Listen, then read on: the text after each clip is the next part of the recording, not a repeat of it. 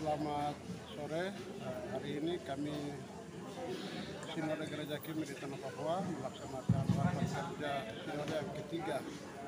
Sambil snack, saya minta untuk keamanan dan rapat kerja Sinode 3 ini kami sekretariat lakukan supaya mulai atur kursi-kursi yang ada dalam gedung chapel sesuai dengan klasis dan koordinator yang ada, supaya sebentar masuk langsung sesuai dengan klasis dan koordinator.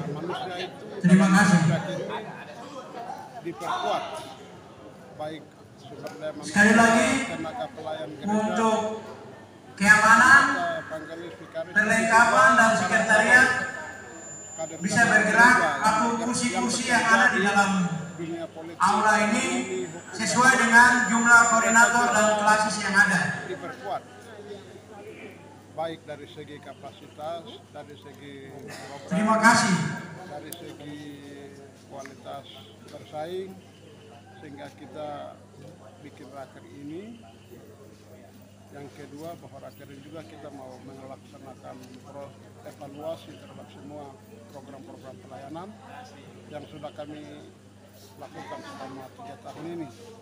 Tentunya kami akan beri kesempatan kepada klasis-klasis untuk menyampaikan laporan mereka. Jumlah klasis kita hari ini ada 104, 93 klasis definitif, 11 klasis persiapan.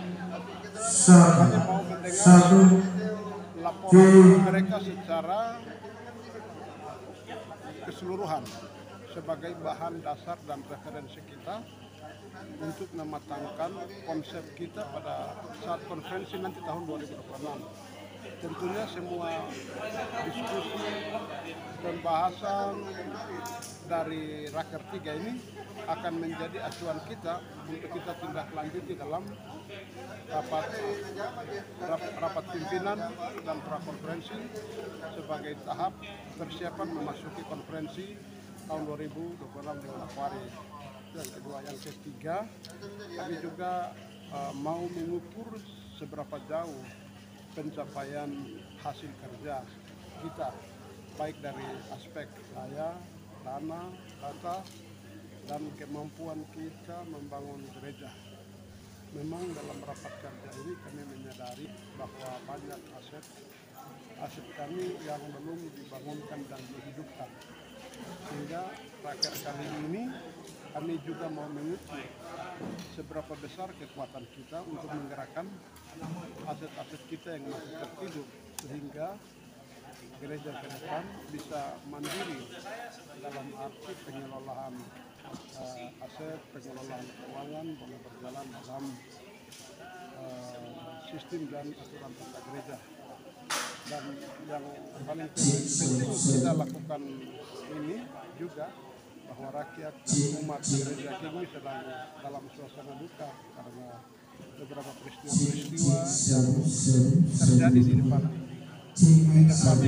batang hidung gereja kami, bahwa ada pengembangan Intan Jaya juga, ada penembakan, ada pembunuhan, ada gereja yang direbut oleh kelompok-kelompok militer dan mengubah fungsinya.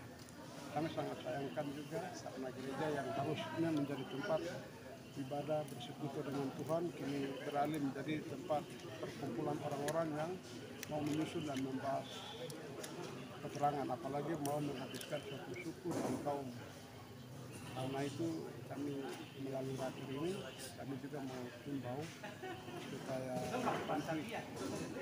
konflik senjata yang sedang juga terjadi di atas tanah Papua ini, kami minta kepada pihak-pihak terutama TNI dan Polri dan TPNPB memikirkan jalan alternatif untuk menyelesaikan proses konflik bersenjata ini dengan damai. Kita sama-sama menginginkan satu kehidupan yang aman, damai, supaya rakyat yang menjadi kekuatan kita bisa hidup bergerak di atas tanah dan negeri mereka.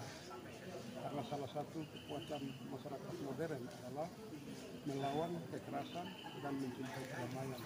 Tapi kalau hari ini kabupaten, lembaga-lembaga negara masih mempraktekkan kekerasan, itu sama saja kita masih hidup di dalam zaman primitif. Kita belum berubah, kita belum berkembang menjadi masyarakat yang modern dan demokratis. Karena itu saran kami harapkan, kami doakan sebagai gereja supaya semua lembaga di berbagai tingkatan, baik kami yang sebagai gereja King di Tanah Papua sebagai gereja terbesar, lembaga-lembaga aktivis, lembaga-lembaga kemanusiaan yang juga punya peran advokasi, dan juga TNI Polri dan Polri sebagai kelompok yang terlibat langsung dalam proses konflik bersenjata, masing-masing menyadari posisi dan perannya untuk sebuah perdamaian abadi. Dan yang terakhir, kami juga minta supaya dunia internasional, terutama Komisi HAM Internasional PBB, juga tidak menutup mata. Mereka juga bisa melihat bahwa ada bencana kemanusiaan, ada konflik bersenjata yang belum diselesaikan, yang menjadi tanggung jawab dan ketergantungan mereka. Karena itu kami mengusulkan supaya seluruh belah pihak ini memahami proses penyelesaian ini dengan membawa sejumlah proposal perdamaian, proposal anti kekerasan, proposal penyelesaian damai di atas mekanisme hukum nasional ataupun mekanisme hukum internasional. Tentunya kalaupun terus konflik sekarang terjadi tidak baik. Karena itu kami merasa bahwa ada hukum perang yang bisa dijadikan acuan dalam menyelesaikan proses konflik bersenjata yang berlarut-larut di atas tanah Papua, seolah-olah tak ujung dan tak ada pangkal penyelesaian. Jadi gunakan hukum internasional, hukum perang ada, sehingga penyelesaian kita itu adalah penyelesaian profesional menjunjung HAM dan demokrasi, sehingga masyarakat yang adalah gereja